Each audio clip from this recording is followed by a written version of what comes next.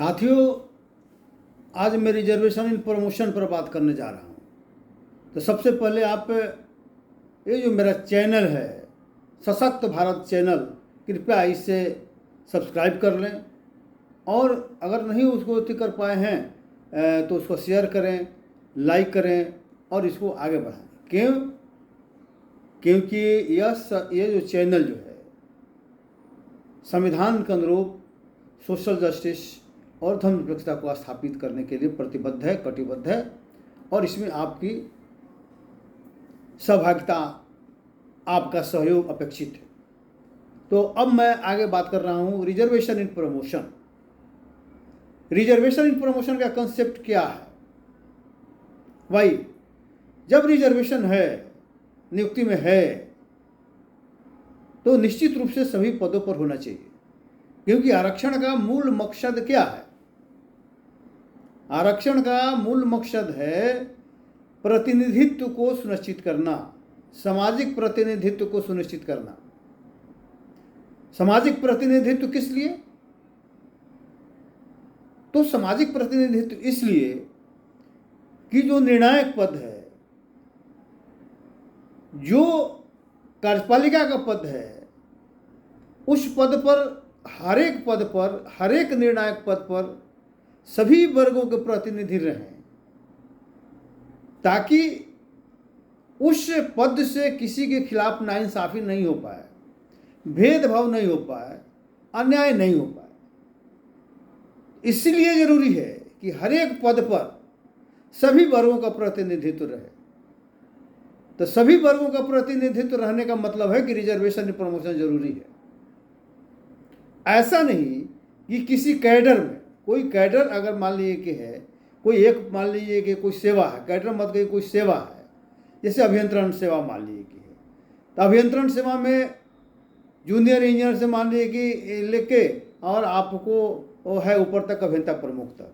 और ऐसा नहीं कि जितना भी मान लीजिए कि SC ST OBC के लोग हैं सबको आप असिस्टेंट इंजीनियर ही बनाए रखिए, आप टोटल में मिला कर उसका कोटा पूरा कर दीजिए, और ऊपर मान लीजिए किसी को जाने का मौका ही नहीं मिले, किसी का प्रतिनिधित्व ही नहीं रहे, तो उस आरक्षण का, उस प्रतिनिधित्व के कानून का कोई मतलब नहीं रह जाएगा। इसलिए जरूरी है कि रिजर्वेशन इन प्रमोशन हर एक पद पर, हर एक जगह रहे, हर एक निर्णायक पद पर रहे। जब उच्च पद पर ही नहीं रहेगा, क्योंकि प्रमोशन से आदमी उच्च पद पर जाता है, और उच्च पद पर अगर प्रोन्नति नहीं रहेगा, प्रोन्नति में आरक्षण नहीं रहेगा, तो नीचे पद पर रहकर क्या करेगा? वो सिर्फ खाना पूरी होगा। और इसलिए जो ब्राह्मणी सिस्टम के लोग हैं वे नहीं चाहते हैं कि निर्णायक पदों पर नीचे क्लास के लोग रहें। शेड्यूल कास्ट के, शेड्यूल ट्राइब्स को, OBC के लोग निर्णायक पदों पर रहें। उनका एक ही मकसद है, पहले तो वो चाहते हैं कि आपको हम एक भी सीट नहीं दें, आप मेरा सिर्फ गुलाब बंद कर रहे हैं। उससे भी मन नहीं भर रहा है, कोई उपाय जब नहीं बच रहा है कि नहीं आपको तो प्रतिनिधित्व हर हाल में देना ही देना है, तो ऐसा प्रतिनिधित्व देंगे कि जो निर्णायक पदों पर नहीं हो, नीचे के पदों पर हो, चपरासी के पदों पर हो, क्लर्क के पदों पर हो, ऊपर के पदों पर नहीं हो, ताकि निर्णय लेने में आपका कोई योगदान नहीं हो, निर्णय लेने में आप अपने लोगों को मदद नहीं कर सकें। मदद क्या करना है, कम से कम उनको अन्याय से बचा नहीं सके। और जिस तरह से अन्याय पहले होते आया है, भेदभाव होते आया है, जो वर्चस्ववादी जो ताकतें हैं उनकी चलती रहे। तो इसलिए हर हाल में रिजर्वेशन इन प्रमोशन ये नेचुरल जस्टिस का सवाल है। अगर रिजर्वेशन है, अगर प्रतिनिधित्व का कानून है, तो निश्चित रूप से सभी निर्णायक पदों पर भी होना चाहिए। लेकिन दुर्भाग्य है कि जो बेईमान लोग हैं, जो नहीं चाहते हैं, और दूसरे को क्या कहिए, हम OBC को कह रहे हैं। अब देखिए ना, OBC को नियुक्ति में रिजर्वेशन को ताली पीट के कहेगा कि नहीं नहीं नहीं, तो बहुत बढ़िया है, बहुत बढ़िया है, रहना चाहिए, रहना चाहिए, क्योंकि उनके लाभ का है। रिजर्वेशन इन प्रमोशन उनका नहीं है तो कहते हैं खराब है। जिस तरह से सवर्ण कहते हैं खराब है, उसी तरह OBC के लोग भी कहते हैं कि खराब है। तो OBC के लोग अपनी लड़ाई नहीं लड़ते हैं, ये नहीं कहते हैं कि रिजर्वेशन इन प्रमोशन हमें भी होना चाहिए, सभी को होना चाहिए, सभी का प्रतिनिधित्व निर्णायक पदों पर भी होना चाहिए। अपनी लड़ाई नहीं लड़के जो SC/ST का प्रमोशन, उसके खिलाफ लोग खड़ा हो गया। और सरकारें भी हैं जो सामाजिक न्याय की दावा करने वाली सरकारें भी सबसे ज़्यादा मुखर होकर उसका विरोध में उतर रही है। और ये लोग कहते हैं कि हम सामाजिक न्याय के बहुत बड़ा दुश्मन हैं, कट्टर समर्थक हैं।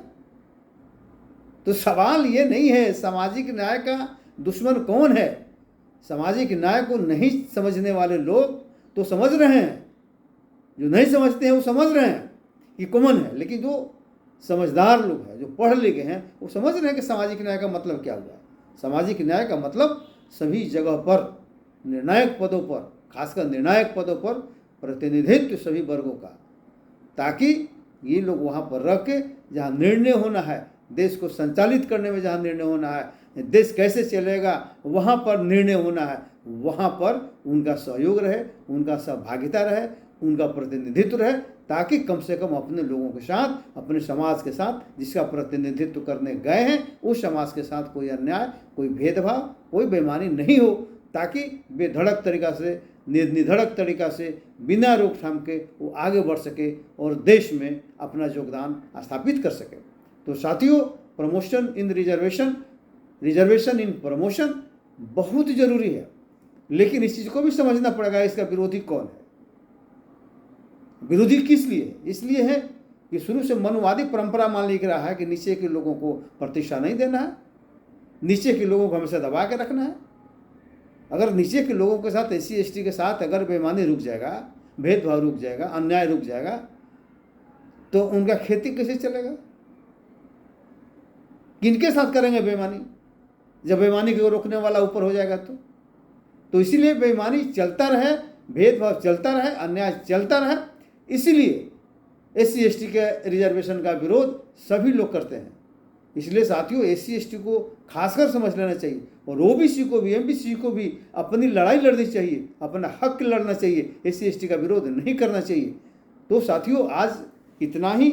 उम्मीद है कि आप इस चीज़ को समझेंगे और इस चीज़ को आगे बढ़ाने में हमको लगता है कि सहयोग करेंगे।